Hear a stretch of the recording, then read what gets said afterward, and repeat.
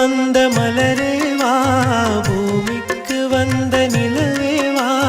பெண் என்று எண்ணி பேசாமல் வந்த பொன் வண்ணமேனி சிலையே